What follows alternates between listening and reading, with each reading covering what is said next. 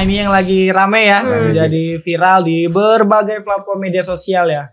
Ini masyarakat lagi disuguhkan dengan premanisme ya. Nah, ini kan sangat bahaya ya. Kita ngomongin tentang geliat ekonomi kerakyatan, geliat investasi, tapi ada saja ya oknum-oknum atau organisasi kemasyarakatan yang berlagak menjadi preman ya, atau meminta setoran atau meminta sejumlah uang ya. Bahkan ini mengerikan juga ya. Bahkan di Depok tuh hari Jumat kemarin ada bahkan salah satu ormas membakar mobil ya. Waduh.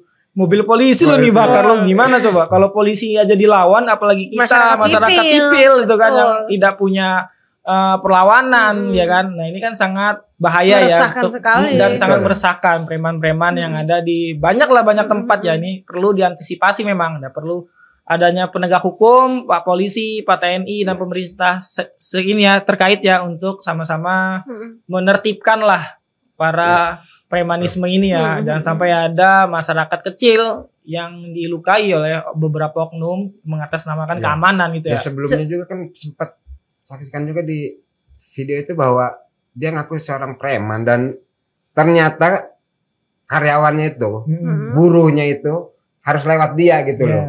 Enggak langsung dia nyerahin surat lamaran, tapi harus dia pengantarnya lah dia gitu loh kan. mafia maklar ya kan. Istilahnya itu menambah beban juga loh bagi para pelamar ya. Padahal mereka bisa secara langsung, padahal sebenarnya bisa gitu loh. Tapi ternyata mereka ditampung gitu loh. Harus lewat mereka. Jadi ya itu makanya itulah menjadi mungkin jadi pemasukan buat mereka ya mungkin ya, dari motong-motong dari mereka potong gaji berapa persen, tiap bulan setoran gitu loh. Terus perusahaan juga ada setoran. Nah, itu emang cukup mungkin bagi pengusaha ya. Di satu sisi memberikan tekanan kepada masyarakat, di satu sisi juga bagi perusahaan ya. Perusahaan juga mungkin berpikir kalau banyak orang yang tiap ini minta terus kapan mau maju gitu loh. Ini tiap bentar-bentar harus store, kan. Makanya kita juga kan bahwa banyak perusahaan gede juga loh yang udah meninggalkan Indonesia loh, memindahkan lokasi pabriknya malah keluar, dan itu yang sangat merugikan ya di satu sisi investasi kita ya buat negara kita. Dan itu juga ya cukup wajar kalau emang tingkat pengangguran juga kita makin meningkat, dan lapangan pekerjaannya aja udah terbatas gitu loh. Perusahaan-perusahaan yang gede itu biasanya kan nampungnya cukup lumayan banyak perusahaan ya. Emang ya kita tidak mungkiri bahwa emang kondisi perekonomian Indonesia juga sedang sulit ya.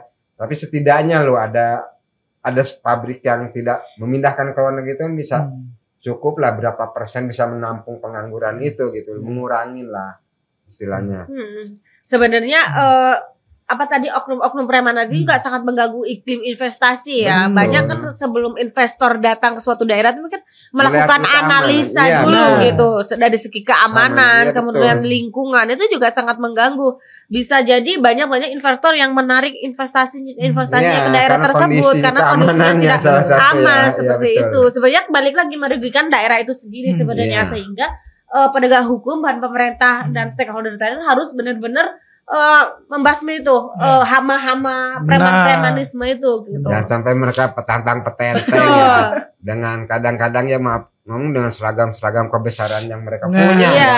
Tantang petenteng gua gitu loh. Kadang aparat juga kadang mereka anggap ya. Kalau itu secara tidak langsung menjadi sebuah hal yang cukup ironis ya. Padahal ada yang lebih berwenang gitu malah. Ya istilahnya kalaupun ini jangan takut lah untuk ini, karena ini juga kan untuk mendukung ya investasi khususnya di daerah-daerah ya. Sehingga bisa menghidupkan perekonomian daerah sendiri, bisa meningkatkan kesejahteraan masyarakat, karena efeknya cukup banyak ya kehadiran sebuah pabrik itu ya di suatu daerah ya. Iya benar. Artinya kan premanisme ini harus ditertibkan ya Pak ya. Apalagi yang membawa embel-embel organisasi masyarakat. Nah bahkan ini Kementerian Dalam Negeri juga akan merevisi ya undang-undang ormas gitu kan. Jadi kan ayolah kita sama-sama bergerak ya untuk melakukan penertiban, jangan membawa organisasi tertentu mengaku-ngaku preman dan minta setoran ya. Dan ini harus ditertibkan itu kan. Dan penegak hukum juga kita berharap ya.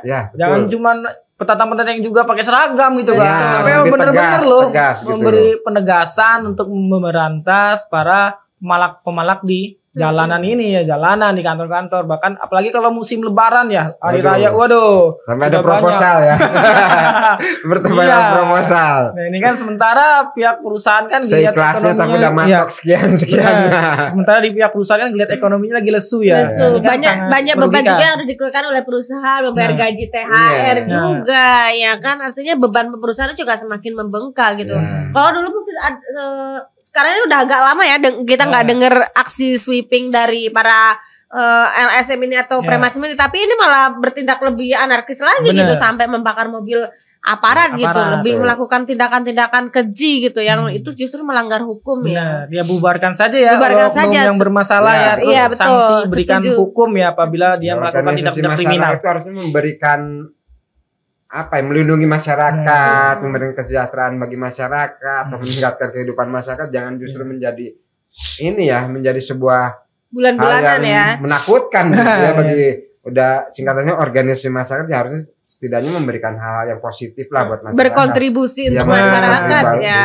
Jangan sampai justru sebaliknya gitu, mereka menjadi musuh gitu loh bagi masyarakat gitu loh, itu yang harusnya dihindari gitu loh. Makanya cukup wajar lah Kemendagri akan merevisi ya undang-undang organisasi masyarakat, karena sekarang ini udah orang mungkin bikin organisasi masyarakat awalnya tapi lama-lama kadang-kadang meresahkan, melenceng dari hak yang seharusnya gitu loh. Mereka padahal mereka itu kan udah dapat loh, dapat ini ya biasanya ya dari anggarannya kan ada gitu loh. Jadi tinggal gimana sih pengelolaannya aja kan dari organisasi masyarakat itu, sehingga mereka justru kalau lebih dekat ke masyarakat, mereka juga mungkin bisa lebih enak gitu loh dalam menjalankan organisasinya gitu loh. Yang sampai menjadi musuh justru malah bentrok-bentrok bersama masyarakat gitu loh. Harus ditertibkan ya. Betul. Dan juga pemerintah terkait juga harus memberikan lapangan pekerjaan ya bagi orang-orang yang mereka kan karena tidak ada kegiatan ya. Nah, makanya berbuat yang tidak. Mungkin diberi juga kursus-kursus buat bikin kerajinan bisa atau jadi, apa yang diberdayakan bisa diberdayakan ya. Tapi jangan diberdayakan ketika tahun politik aja ya untuk pengumpulan massa. Bisa kalian cerita ya. 5 tahun tapi benar-benar ditertibkan ya, diberikan pekerjaan yang layak gitu ya. Sehingga tidak kejadian serupa tidak terulang lagi. Benahin lah ya mungkin. Benar. Dikasih apa sih ya model kayak kursus lah buat dia jadi montir atau apa diberdayakan lagi, jangan hanya bisa ya kayak sekarang istilahnya lebih banyaknya mintanya cuman gini aja dengan ancaman-ancaman gitu loh. Tapi setidaknya dengan memberikan ini keahlian, mereka nanti bisa membuka lapangan kerja baru ya. Dengan bisa memberikan penghasilan buat mereka sehingga tidak melakukan hal-hal yang inilah kayak sekarang. Tidak diinginkan. Ya. Betul.